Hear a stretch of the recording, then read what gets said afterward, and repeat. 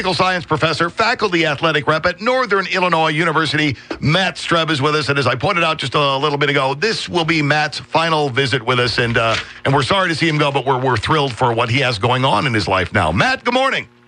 Hey, Riley, how you doing? We're doing very well. How are you this morning? I'm doing great. It's a beautiful day outside, right? We got good stuff going on over here, and everything's going okay. Tell me about the new position. Yeah, so I've been have the honor to be the chief of staff for president of NIU, President Doug Baker, and then I'll also be the board of trustees liaison. So, doing typical chief of staff type position, type duties, and I'll be also involved with our state legislative. I oversee our state legislative relations program, and so there's a lot of as you know, Riley, there's a lot of challenges here at NIU. The state budget hasn't helped us, and our enrollments have been declining, and we certainly aren't alone in that. A lot of our peers in the state institutions are struggling right now, but got a lot of challenges ahead, and I'm looking forward to taking them on. I think what has been clear is we've talked over the years. You know how much I love NIU. Yes. And when this opportunity arose, I thought maybe this is the best way I can help the institution right now. So looking forward to it. I officially start June 1st, although I'm already engaged with a variety of things. And there's certainly, as I said, a lot of challenges, but we have a lot of great things going on here. And I'm really proud of this institution and want to help move this institution forward. And I have to tell you this, as far as all of us around here are concerned, they couldn't have picked a better guy for the job. Thanks, Riley. As you have mentioned, your love for the institution, your pride in the institution, your desire to keep everything going, thriving, and moving along has been evident from the get-go. And you're just the sort of guy I believe they were looking for, and I think they made a great choice. Now, the rest of us are sorry to see you go from here. What about the classroom? Yeah, that was a real tough thing. There's two things that were really, really tough for me when this opportunity arose. The first is I won't be in the classroom on a regular basis, certainly anymore. And that's really tough. I got into higher education because I love being in the classroom. I love engaging with the students.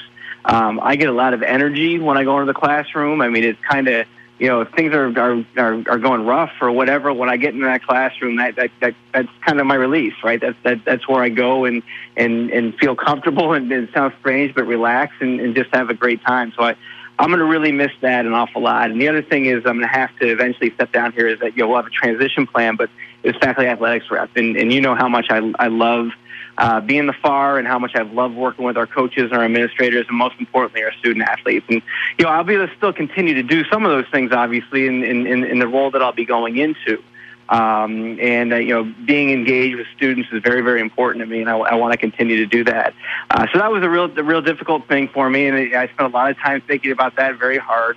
The nice thing is I'm always a professor. I'm a professor first at heart, and that opportunity is always there for me to go back to. But right now, I just thought this was for where we are as an institution and what I think I can offer. I thought this was the best opportunity for me and hopefully for NIU as well. And I believe, as I said before, Northern Illinois University will be well served by you in this new position, and we look forward to a continuing thriving institution of higher education, and hopefully at some point this state will get its collective you-know-what together and make that task a little bit easier. I certainly hope so. I mean, there are people down there. We're seeing a little bit of movement, but we really need our state legislators, our governor. We need people to come through and give us a full budget. And it's very difficult to sit here and navigate this when you don't know what your budget is. And so that's something that, I know there's a lot of people working hard down there.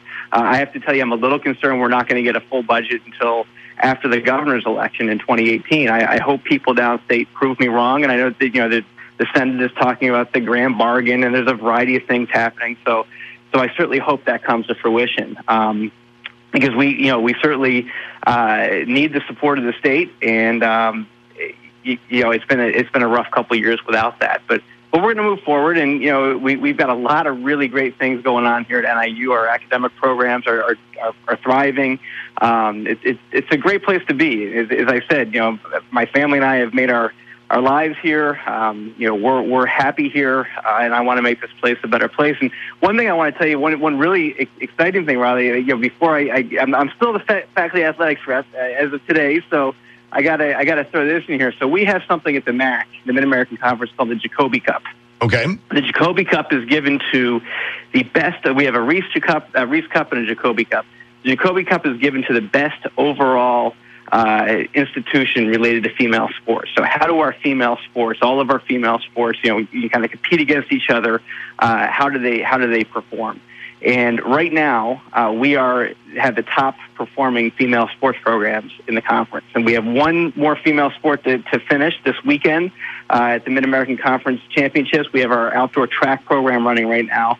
But we have a chance to do something that we've never done in NIU's history. And that to me is really, really exciting and really, really a testament, I think, to our coaches, our student athletes, and all the hard work that they've done. Oh, it is, and a lot to be proud of. And I have followed you on Twitter for years, and I know the quickest tweets that you fire out are in support of and in admiration of things that are achieved by students. Oh, it's the best part of the job. There's no doubt about that. And to get a chance to work with these young men and women on a regular basis, they are really just impressive people. And what's really cool is I've done it long enough now where I've seen, you always sit there, and there's a group of them right now that I can't wait to see go out and change the world. I've already seen some of our student athletes going out and doing that who have graduated, now 5-6 years ago. It's something we're really proud of, on top of the fact that we have the top-rated women's program in the conference right now. Academically, they're off the chain. I mean, it's incredible. We have teams that have 3.5, 3.6 cumulative GPAs. That's pretty astonishing. So very, very proud of what we've been doing here, and I know we're going to continue to do that going forward. And for those of you who have those kids in high school or maybe even pre, and you're thinking, all right, where do we go? Where is higher education calling to us? Look no further than DeKalb. If nothing else, call Matt yourself. I imagine you might find a minute where he'll fill you in on a couple of things, but believe me, it is definitely a place you need to consider. Get over and see, and when you talk to people like Matt with their commitment to the institution, as a parent, that should make you feel like you're putting your kid in the right place. Yeah, I appreciate it, Riley. Rockford is a huge part of our institution. We have a campus up there, obviously. And it's an area that is really, really important at NIU. So, yeah, if anybody has students who are, if sons or daughters who are, or if you are considering going to college, by all means, give me a call, send me an email. We'd be happy to talk to you. Outstanding. Now, in just a few minutes that we have left, I don't even know where to begin. There is so much going on. You got a thought on the Comey firing? Well, I think President Trump knew today was my last day and wanted to have us go out with a bang, right? Yeah, probably so. I had one of my colleagues who does media stuff called me yesterday, and he said, I was asked to do something, and I actually turned it down because I didn't want to be on TV for 30 seconds with my mouth open and just going, Right. It was a surprise. Yeah, I don't have, it certainly doesn't look good, and you're seeing that right now. Obviously, Democrats are all over it. Even some Republicans are now calling for an independent investigation. He's obviously had a strange dance with Comey for quite some time. From what I understand, actually, the president's chief of staff, Ryan Priebus, was not necessarily encouraging him not to fire Comey, but to at least delay the firing of it, I think, from an optics standpoint. So it's just, I think you're going to see this for 4 years with President Trump. He's a lightning rod. And he's going to have, I don't think it's going to be ever a quiet time in the White House. Now, as I've said many, many times to you before on this program, I think, the health care bill, for instance, people are saying that's the end of the Republicans in Congress, it's the end of the Republican majority, it's the end of time. I think you know me long enough now to know that I don't believe in hyperbole, and that's exactly what that is. I don't think we have a real clear sense of what's going to happen right now. It could very well be a bad, year in November in 2018 for Republicans. And even if it is, that doesn't mean that Donald Trump is not going to be reelected, right? There's so much stuff that goes on, but we live so much in the present and are so focused on the daily news cycle most of this stuff is a bunch of noise. Now, this here, the Comey thing, I don't necessarily know if that's going to be a bunch of noise. That's not going to probably go away anytime soon.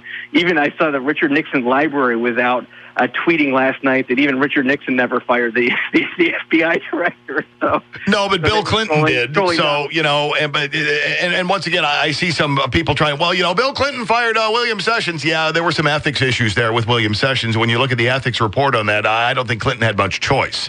Correct. And that's the thing. I mean, Comey has been obviously, I mean, it is hard for Democrats who have been so critical of Comey to rush to his defense in some ways. But I do think... I don't know how hard it's been, Matt. I've seen a lot of them where their quotes have been listed from 6 months, a year ago, who wanted him out so badly, who are now screaming, I can't believe you fired him. Yeah, no, it's right. I mean, I think the concern, you know, obviously if Secretary Clinton had won, the question was going to be whether Comey still had a job, right? And the whole thing is just such a tangled web of you know, how much influence did the email before the election have in the outcome of the election? I'm still somebody, I know I'm in the minority.